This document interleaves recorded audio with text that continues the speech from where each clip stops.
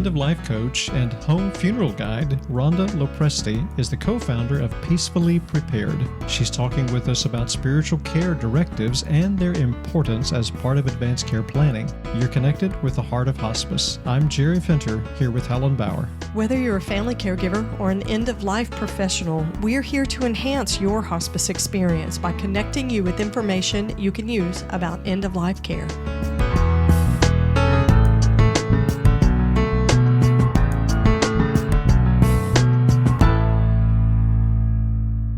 Today's episode is sponsored by our friends at GrandPad. Do you have an older family member who's isolated, or do you feel disconnected from a senior loved one who lives at a distance?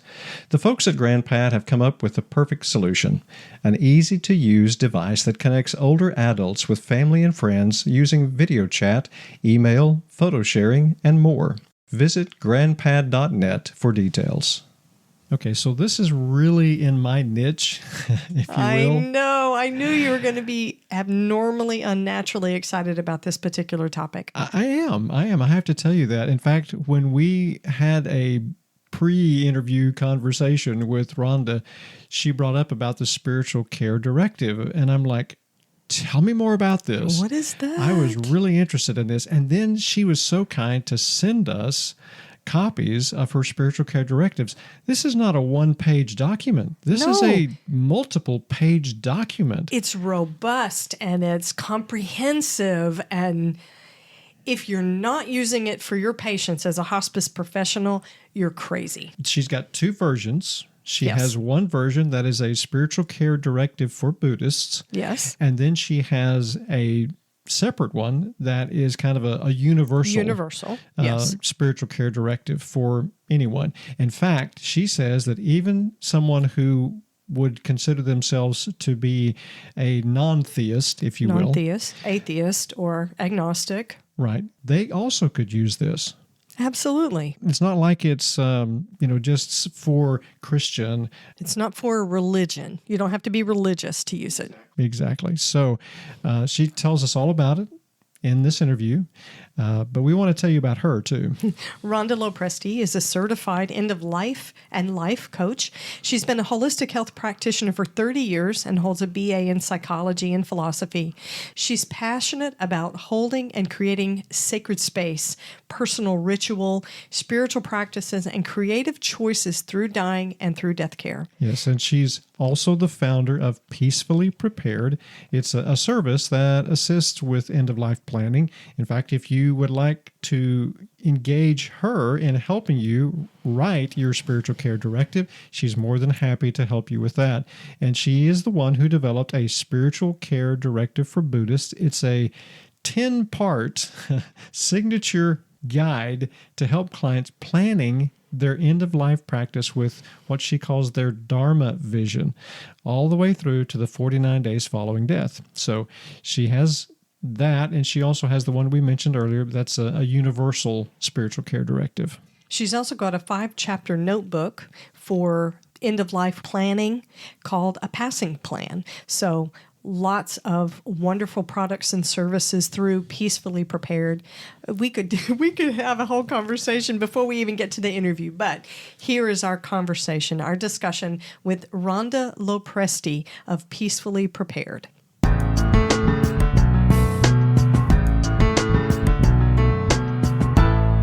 Rhonda, it's so generous of you to share your time with us today. Thank you for joining us on the Heart of Hospice podcast. Well, thank you for having me. I want to acknowledge how powerful these conversations are and how much they raise awareness and build community. So thank you. I'm really happy to be here. Well, we're very happy to have you. So we like to start out with a little icebreaker or get to know you questions. Let's see. Nothing too crazy. If you were going to give a book as a gift, what would be your go-to book? What's one of your favorites right now? Wow. Oh my goodness. I think one of my a book that just comes to mind is Man's Search for Meaning by Viktor Frankl. Mm-hmm.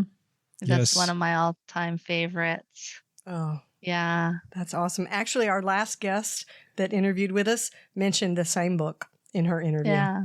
Isn't that funny? It is. I think that says a lot about his book. It's timeless. It is. It really is. Yeah. Well, we're glad to have you here today to talk about Peacefully Prepared and the spiritual advanced directives that you've come up with. So let's start with just talking about Peacefully Prepared and your organization and the services that you offer. Tell us more about what you do with Peacefully Prepared. Yeah, sure. So just about over the last, I'd say about 8 years, I've been studying end of life as an end of life coach, and kind of found myself in three areas of end of life. I found myself very attracted to planning, and I created what's called the passing plan and moved groups and one-on-one sessions in 5 areas as it relates to your end of life: emergency care, medical care, spiritual care, memorial care, and legal care. And in that process, I found that my favorite chapter was spiritual care. And so I have spent a lot more of my time and my passion projects in developing. I noticed as I looked at those areas, we had directives in many of those areas, but I wasn't finding support in the spiritual care. So that kind of got me moving in a direction of really developing and evolving, really, a spiritual care directive.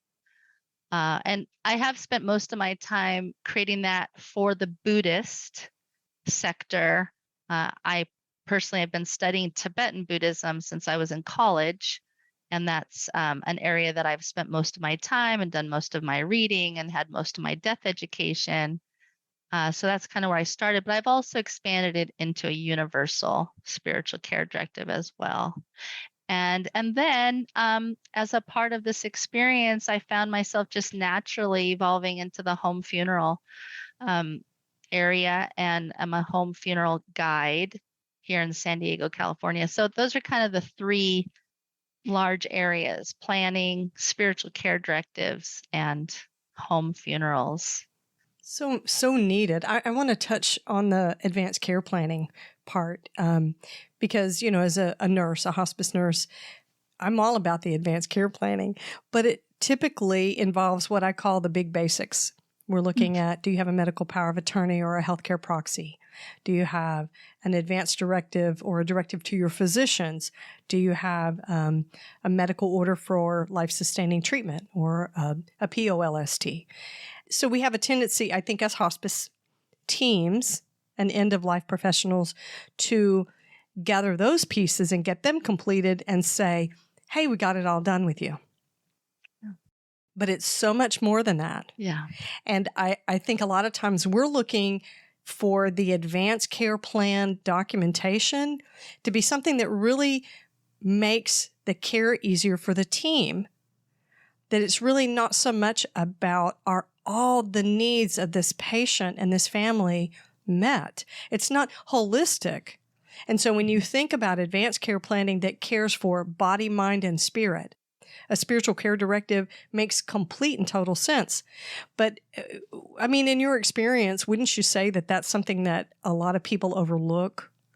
Yeah, absolutely. When I started looking across meditators, practitioners, people of all faith, yeah, I just saw that what was here. Here, people are studying their entire lives, quite possibly in a faith, and yet when it's coming to their end of life, there isn't anything that is tangible or concrete that where they've taken their faith and really created support for as they go through end of life.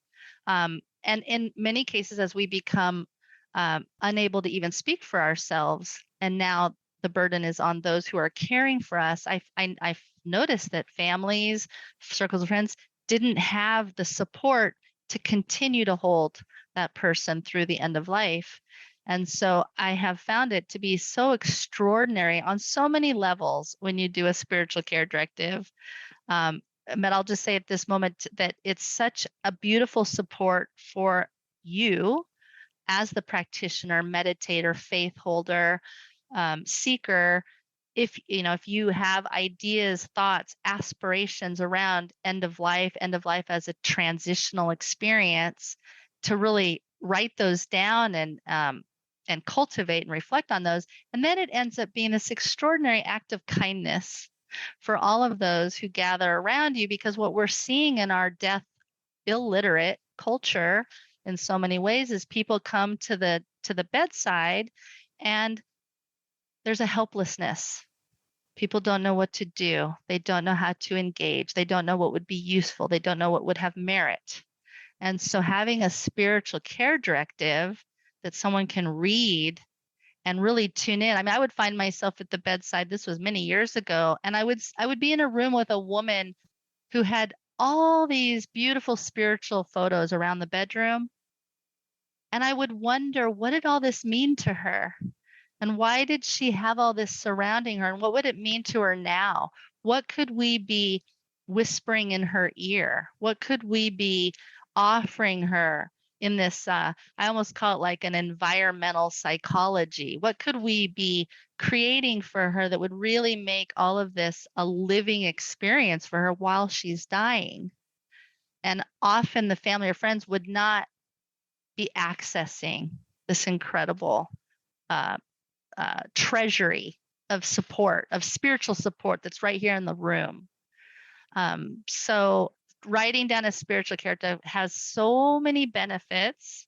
And I'm so glad that you want to talk about it. I mean, just to say briefly, a spiritual care directive, it's like what we're talking about right now, it's a sharing tool. It's something where we can write down our wishes, our aspirations, and be able to share them with family and friends. And just as a private story on that, I've written my spiritual care directive, and I had a girlfriend over one day and she saw it laying on the counter and she went and picked it up, and the very front of it is just your vision.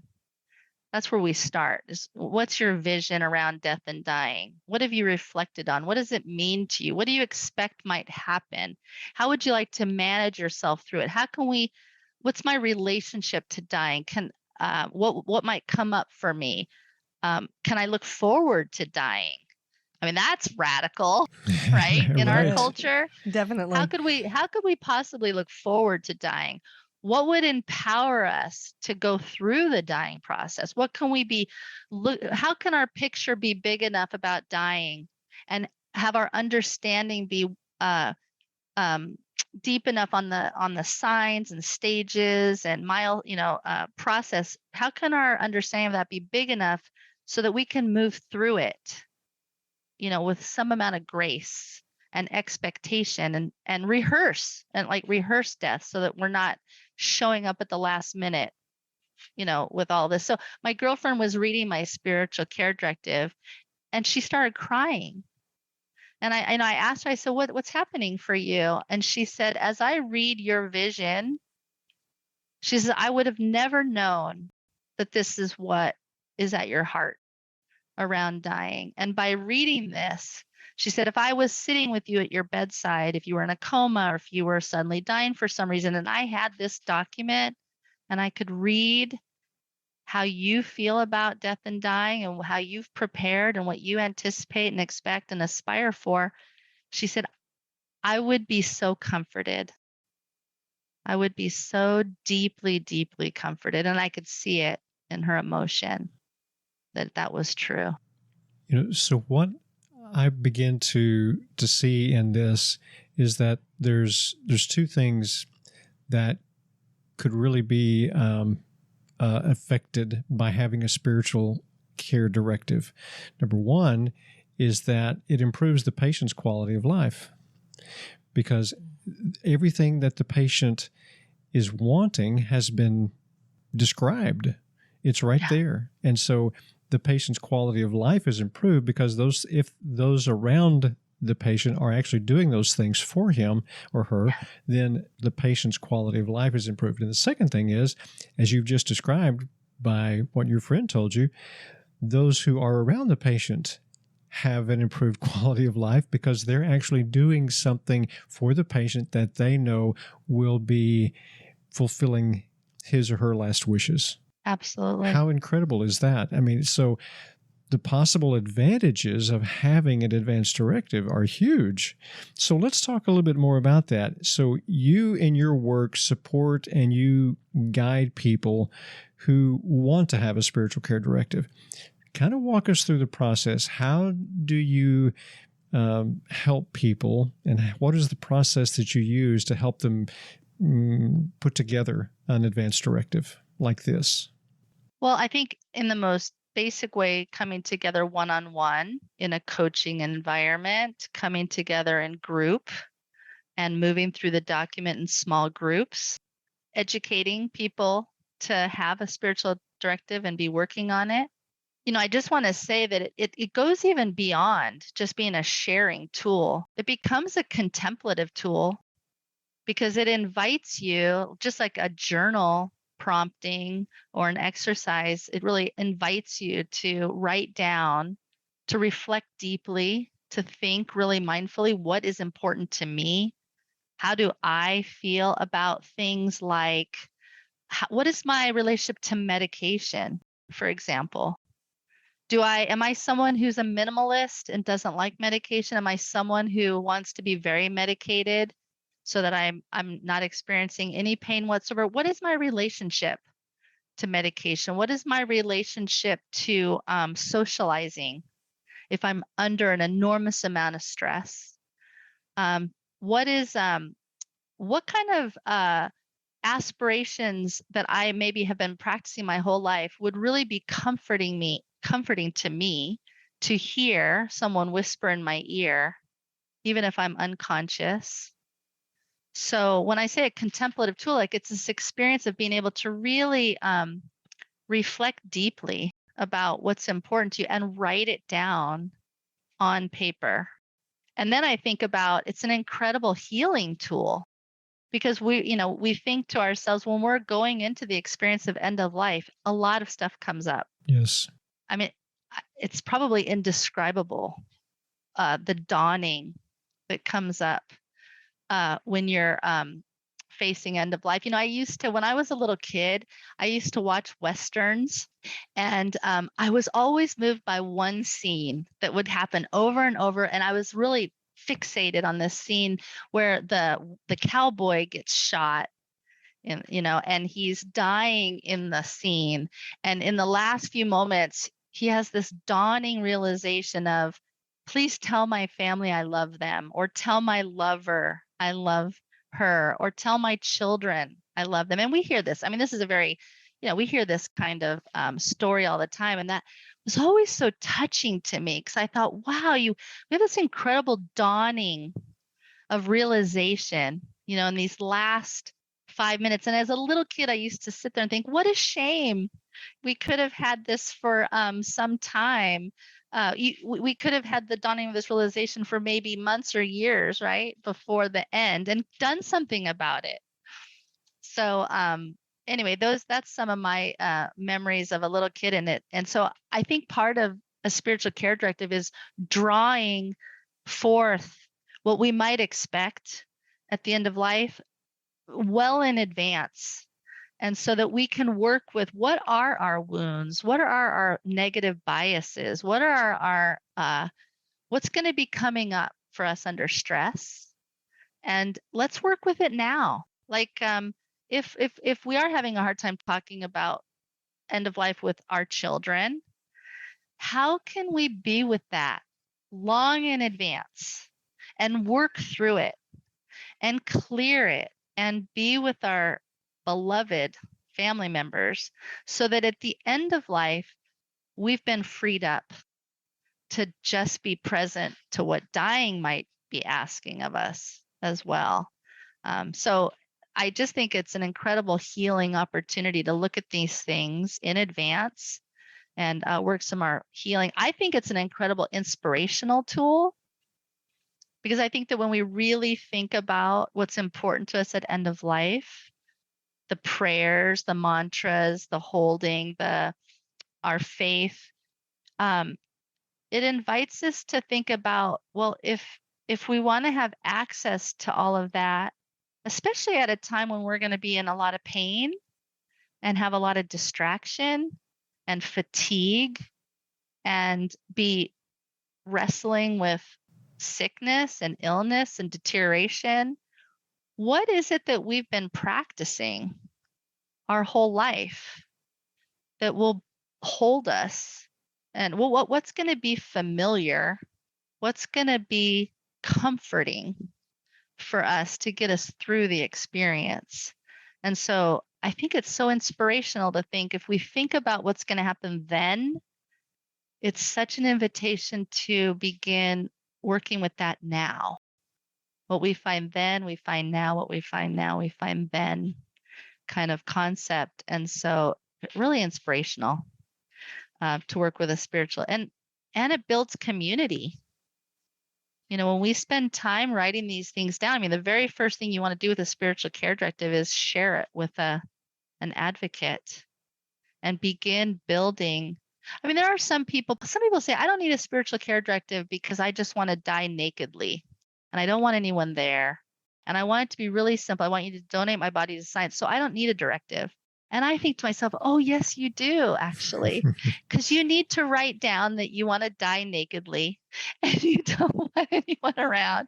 And so that's not as common. But, you know, one of the things I hear, I think the most, is people say they don't want to die alone. That's a very common expression. I don't want to die alone. And so by creating a spiritual care directive, part of it is building your relationships, your spiritual relationships. Who's your relationship to your church, to your chaplain, to your teachers? What are those relationships, and how can we build them now and be consistent with them now, and know that they'll be there for us at the end of life? Today's episode is sponsored by the team at GrandPad. They recognize that older people can be intimidated by technology. GrandPad is created to be easy to set up and effortless to use.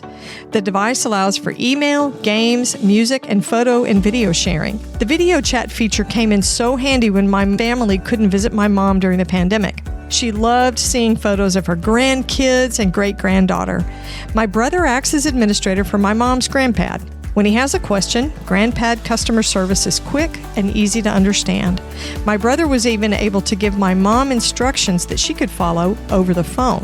GrandPad comes with 4G LTE cellular service already included, so there's no need for Wi-Fi. Creating a family network is as simple as sending an email. When I got the email, I just downloaded the app and signed in. As part of her private network, I can share my photos and see what other members of the network are sharing. At 88 years old, my mom sent her first email. She was so proud of herself and excited to learn to manage technology. GrandPad keeps my mom connected with our family and can keep you connected to your family too. You can find more details at grandpad.net. Now back to today's episode. One of the things that struck me when I was looking at the spiritual care directives, the universal one, right? You have a version for a Buddhist practitioner and then a universal one. One of the things that struck me was that the writer, the creator of the document, looks to name their spiritual care advocates, I think is the right word, people who will be sitting with them in a spiritual sense, either praying or offering readings, whatever is meaningful for this person. And that's part of the document too, right? That they're identifying those things. But it says identifying people who would be present with you spiritually, either in the room with you or remotely. Yeah. And of course, in this day and age, we're flung to the four corners of the world. We are separated quite by distance, but that doesn't mean there's spiritual distance, because obviously it transcends the physical. And so the fact that you can identify somebody that way, I think that's very powerful. And it also really expands the circle of who can support you in end of life. You don't have to be at the bedside with a handhold. Absolutely. Yeah, I mean, from a Tibetan point of view, there might be also the idea that dying is a very auspicious time. There are auspicious times in life, birth, weddings. Death is an auspicious time, and kind of imagining that in that process, we really can feel our interconnectedness among each other and regardless of space and time. And so saying a prayer for someone, um, making a contribution in someone's name. And there's many, many things that we can do. There's so many practices about creating virtuous activity in the name of somebody. So when you're hearing that somebody is going through a grave illness or death is imminent or they're just deceased, to make a donation in their name, to save a life that you find, like as simple as an insect in the day, and offer it for their benefit, to do all kinds of practices. And you can be anywhere in the world to create that.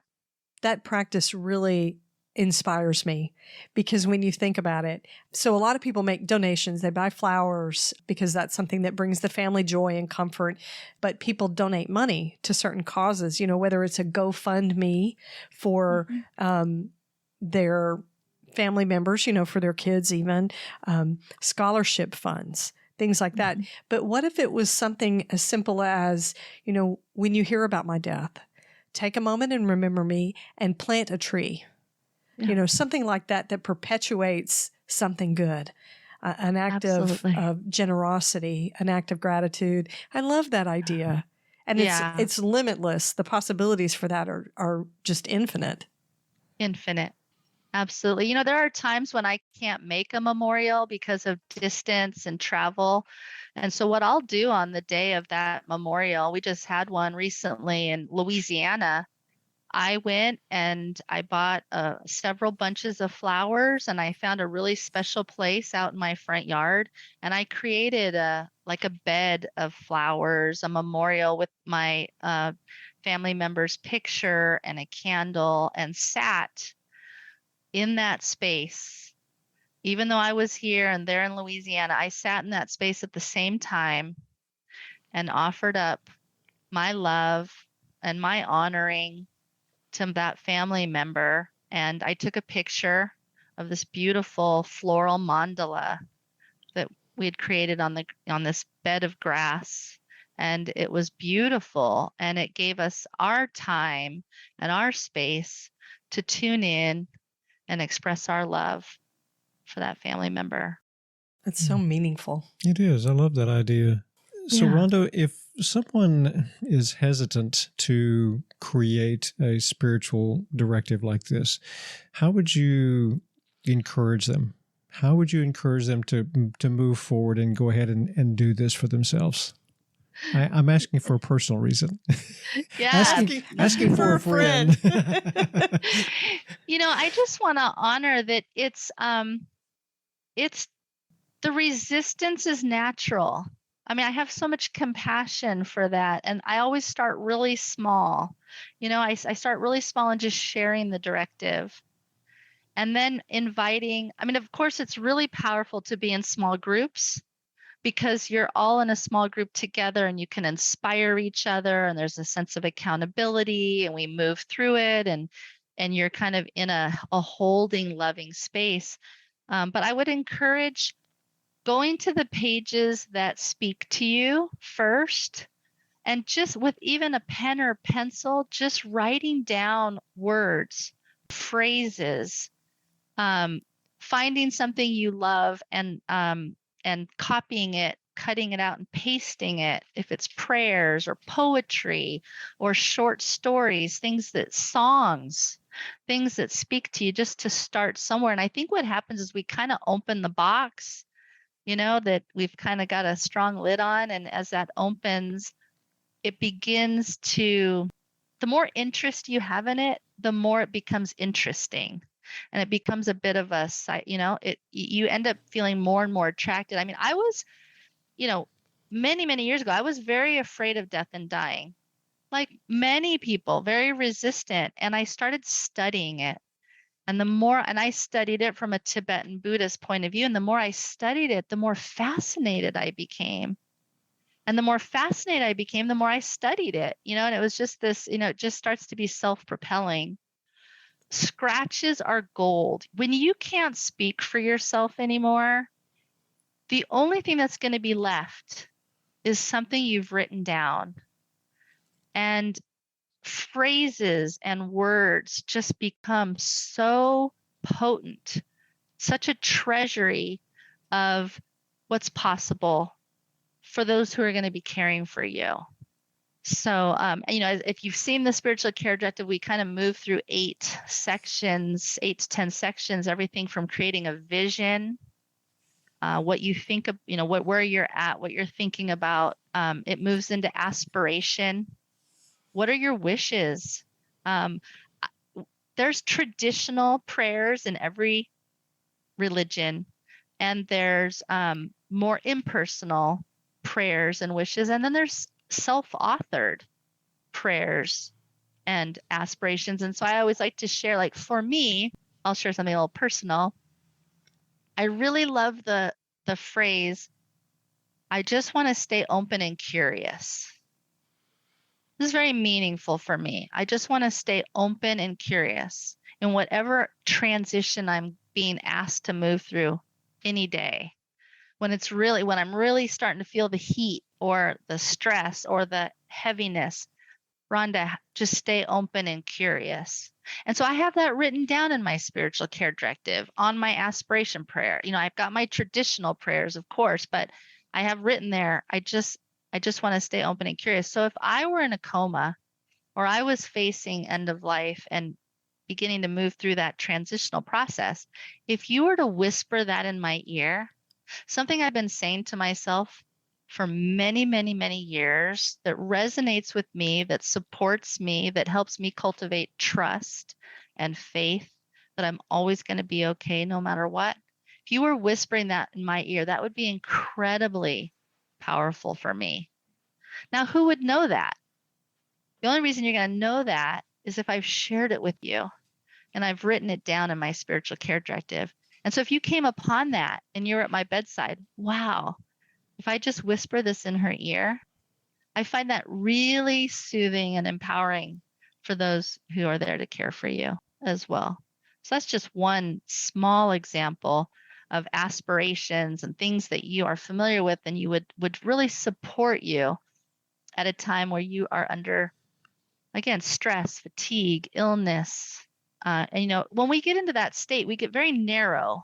When we're in pain, when we're afraid, we get very contracted, we get very narrow. And so to have people around you that can help you touch back into who you think you really are and what you're capable of and into your faith, it's just very powerful.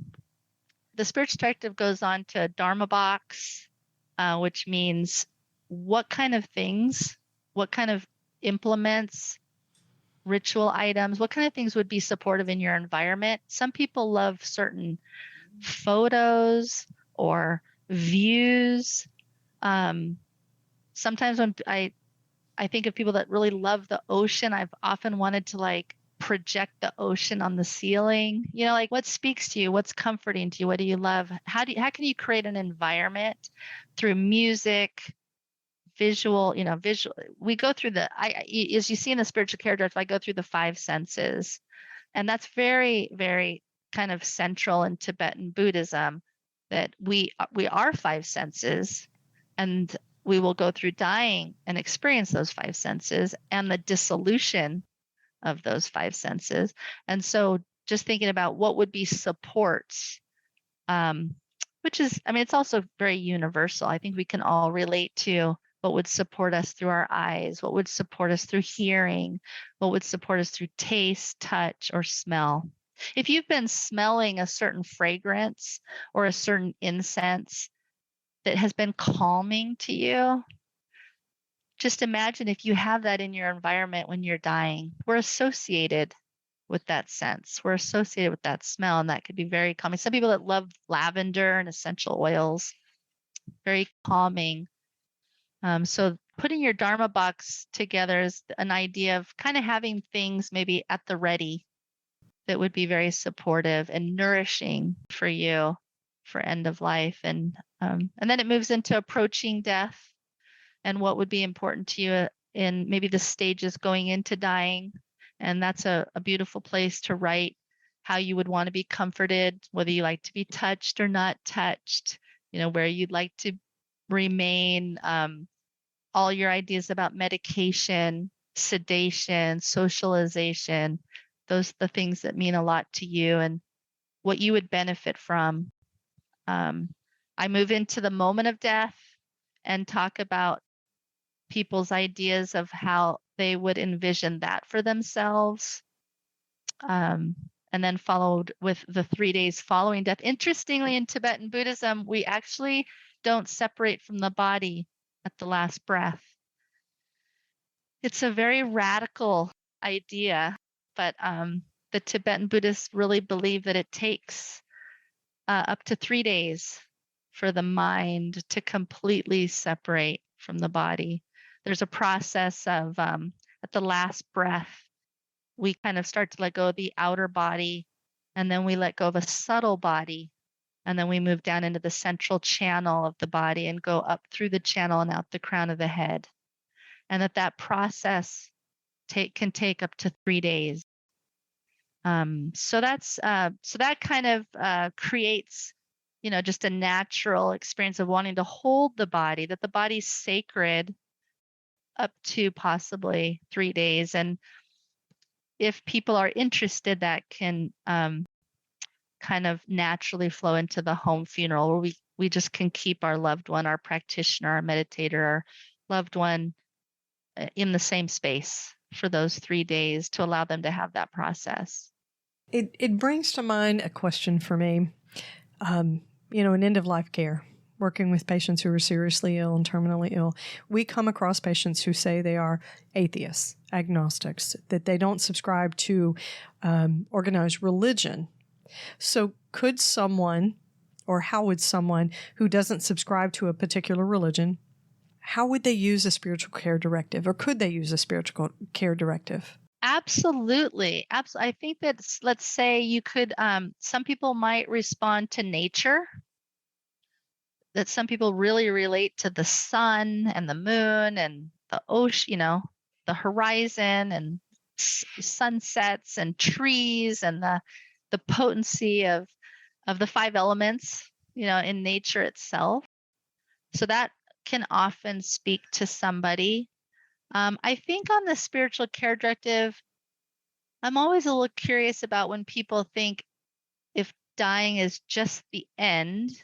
I still think it's really powerful it'd almost be more of like maybe not so much a spiritual directive, but an emotional directive, of how that person would want to be supported till the moment of death.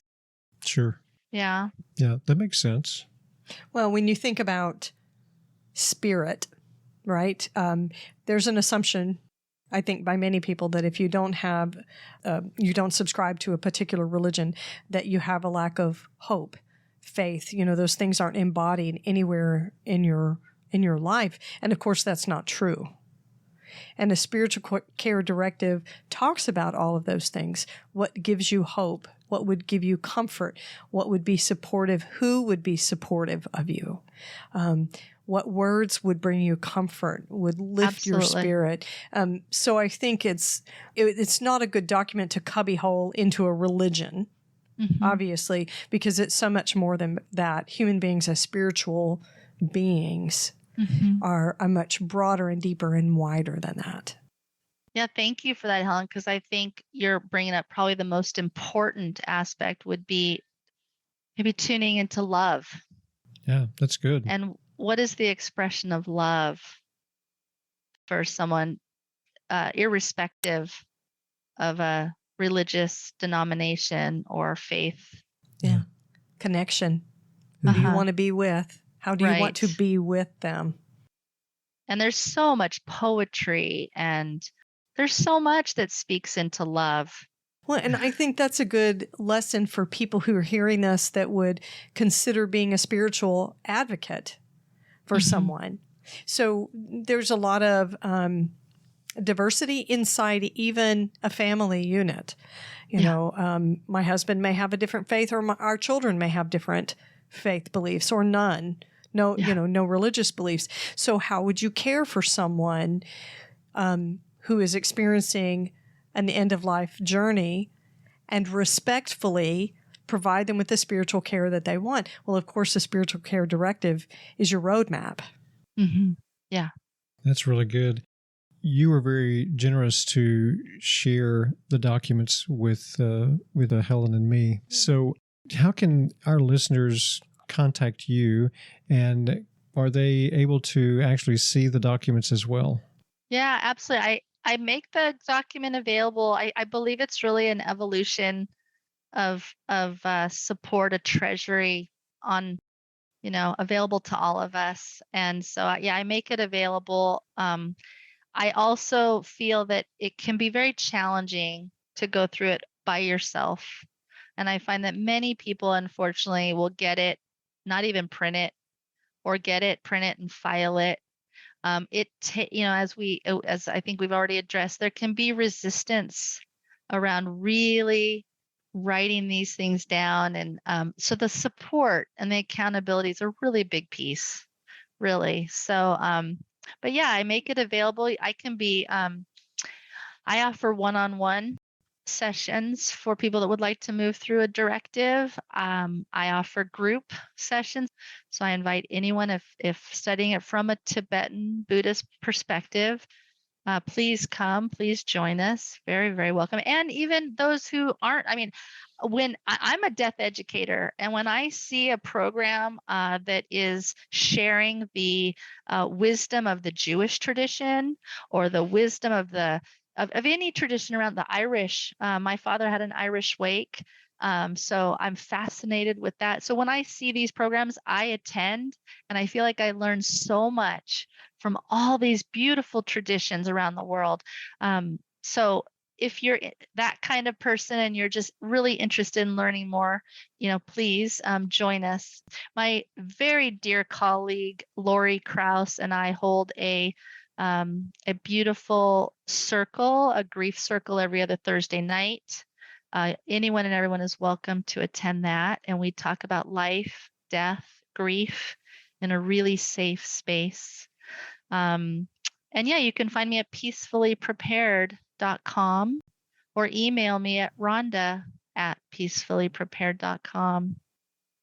I'll have links in the show notes to your website, and we'll include your email so that people can connect with you and with your Facebook group, because don't you have a Facebook group for the Thursday group? Yes, we do. Yep, you can find us on Facebook. That's awesome. Rhonda, thank you so much for taking the time to be with us today and to share about this. You mentioned during our interview today about the home funerals. We want to have you back another time to get more information about that. Well, I'd be honored. It's a great homage to my father that my family was able to create an Irish wake right here in San Diego, California. So it'd be my honor to share that story. Awesome. We would appreciate that. Thank you again for being with us. Thank you for having me today. I was really honored that you wanted to create this conversation.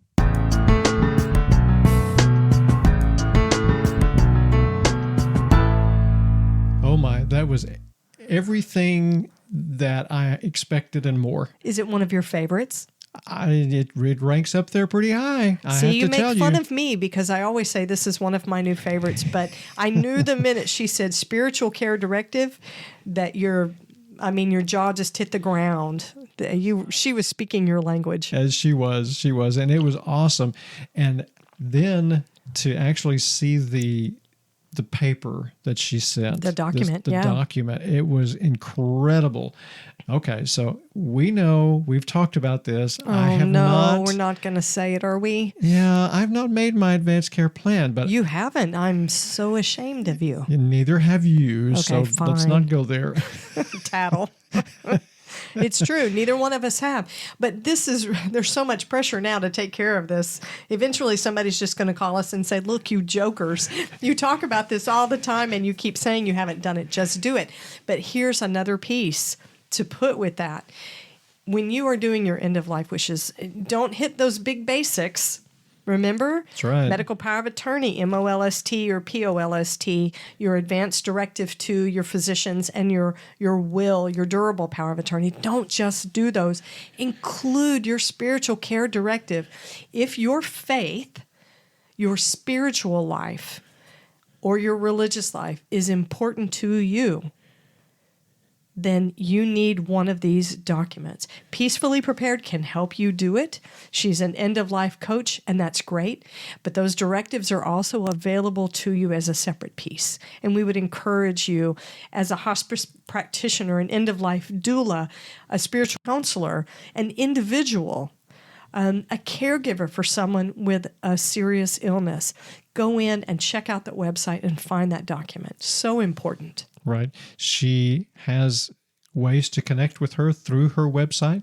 So go in and check out her website. It's peacefully-prepared.com.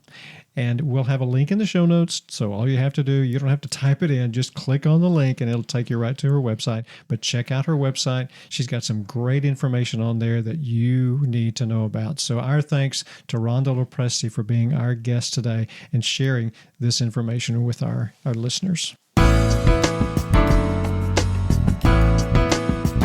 Thanks for listening to The Heart of Hospice. I'm Helen Bauer here with Jerry Fenter. Because we know your hospice journey is 24/7, you can always find us at theheartofhospice.com. Subscribe to the podcast wherever you listen, and please take a minute to leave a rating or a review on Apple Podcasts. To connect with us, you can just send us an email to host@theheartofhospice.com. And you can also find us on social media. And remember, no matter who you are or where you are in your hospice journey, you are the heart of hospice.